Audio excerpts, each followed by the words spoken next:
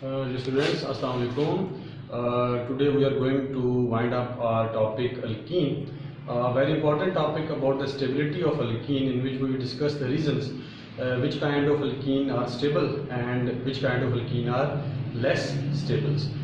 So let's start. Students, we have three factors. There are three factors in our book which influence the stability of alkene. So this is our topic, relative stability of alkene, and our first reasons for that affect the stability of alkene is degree of substitutions.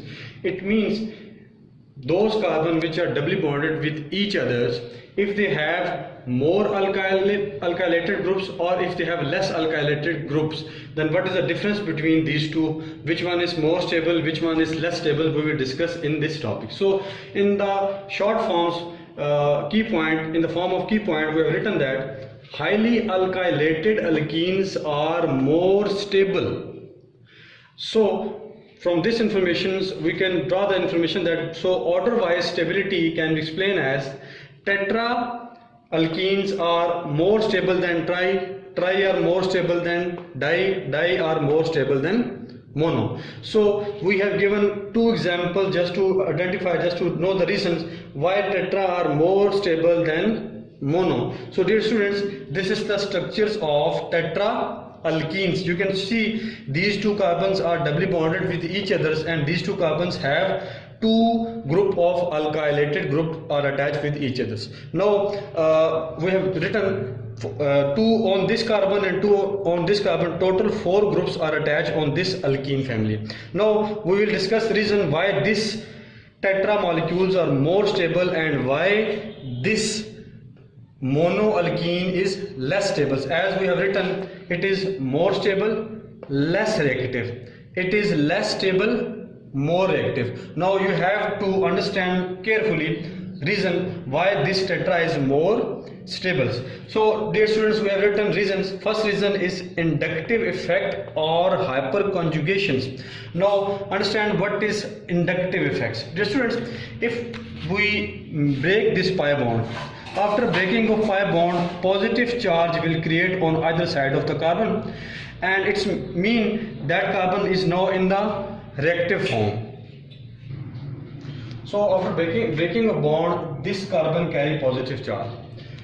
Why this positive charge? Because this need to complete its octet. After breaking a bond, now this carbon left 1, 2, 3, 4, 5, 6 and 7 electron.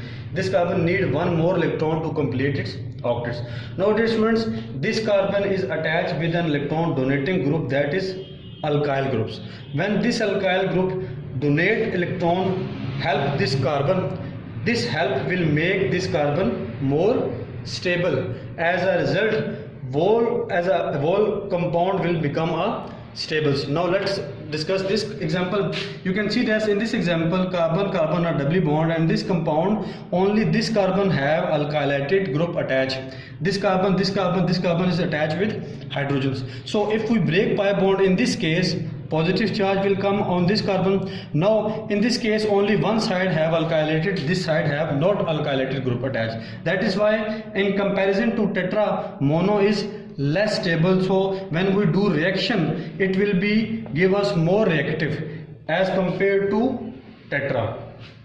Now, so hope you understand the two reasons. First reason is inductive effect or hyperconjugations, and this phenomenon linked with reason about this alkyl group due to electron donating effects of alkyl group. Now let us come to the other example about the stability of alkenes, and our second topic is stereochemistry.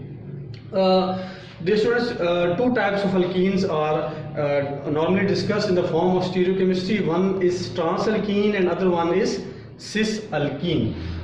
From this topic we come to know that transalkenes are more stable and cisalkenes are less stable. This is the structural form of transalkenes, and for your convenience I can explain you that how you can differentiate between transalkene and cisalkene. So dear students, transalkene are those alkene in which carbon are doubly bond and alkyl group are attached on opposite side. You can see this carbon and this carbon is doubly bonded, and one alkyl is attached on this side and one alkyl is attached on opposite side. Now in case of cis alkene, these two carbons are doubly bonded and two alkyl are attached on same side. So this is the main reason. In this case, this area will be more crowded.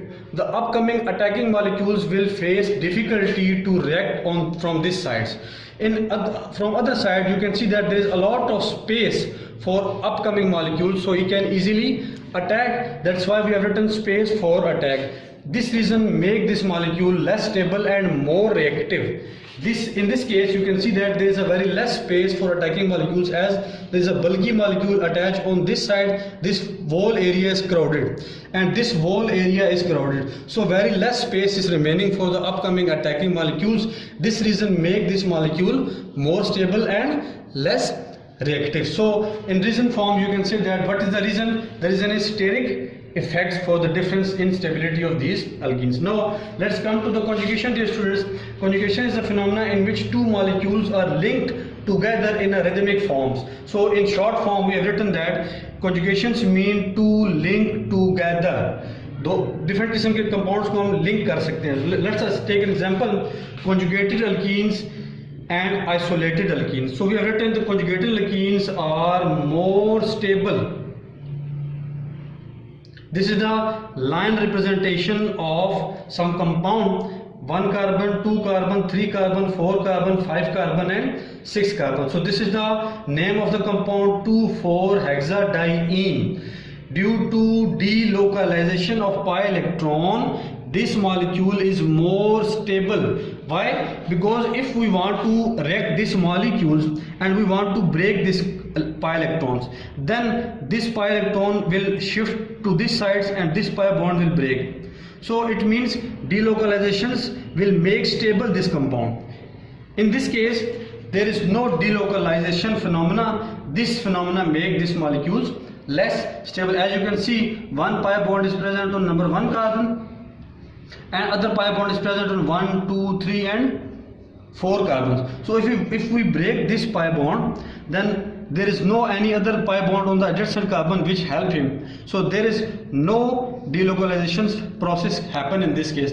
So this is the difference between isolated alkenes and conjugated alkene. Let us take a few examples more about conjugated molecules. Students, this is the few examples about conjugated, isolated and cumulated. Conjugated means alternate double bond present in a compound. Like this is the line representation of compound. So I am going to write the number: 1 carbon, 2, 3, 4, 5, 6 and 7. So you can see that one double bond is present on number 1 carbon and other double bond is present on 3 and other one is 5. So there is a rhythmic pattern of pi bond: 1, 3 and 5 and so on will be continued. The name of the compound is 1,3,5-heptatriene. If we talk about isolated, then what is the difference between conjugated and isolated? So isolated means no link of double bond. You can see 1 carbon, 2 carbon, 3 carbon, 4 carbon. In this case, 1 carbon is making double bond.